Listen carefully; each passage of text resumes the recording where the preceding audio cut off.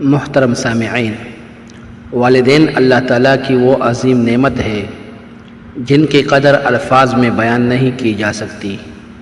ماں کی گود وہ پہلا مدرسہ ہے جہاں بچہ زندگی کے سبق سیکھتا ہے، اور باپ وہ سایہ دار درخت ہے جو اپنے بچوں پر دھوپ نہیں آنے دیتا۔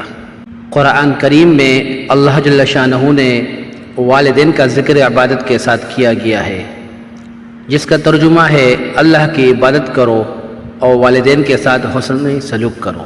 والدین کی نافرمانی کبیرہ گناہوں میں سے شامل ہے۔ اگر کوئی شخص عبادت گزار ہے لیکن والدین کا نافرمان ہے تو اس کی عبادت کا فائدہ بہت کم ہوگا۔ اسلام میں والدین کا مقام بہت بلند ہے۔ ماں کے قدموں تلے جنت ہے اور باپ جنت کا دروازہ ہے۔ نبی کریم صلی اللہ علیہ وسلم نے فرمایا، باپ جنت کے دروازوں میں سے ایک دروازہ ہے، اگر چاہو تو اس کی حفاظت کرو اور اگر چاہو تو ضائع کر دو۔ ماں کی دعائیں اگر ساتھ ہو تو ناکامی کامیابی میں بدل جاتی ہے، اور اگر ماں ناراض ہو تو دنیا کی کوئی دعا کام نہیں آتی۔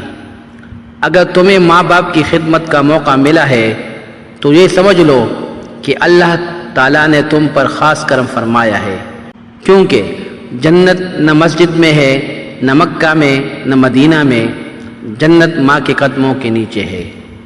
ماں ایک لفظ ہے لیکن اس میں پوری دنیا کی محبت چھپی ہوئی ہے۔ باپ ایک سایہ ہے جو خود جلتا ہے لیکن بچوں پر دھوپ نہیں آنے دیتا۔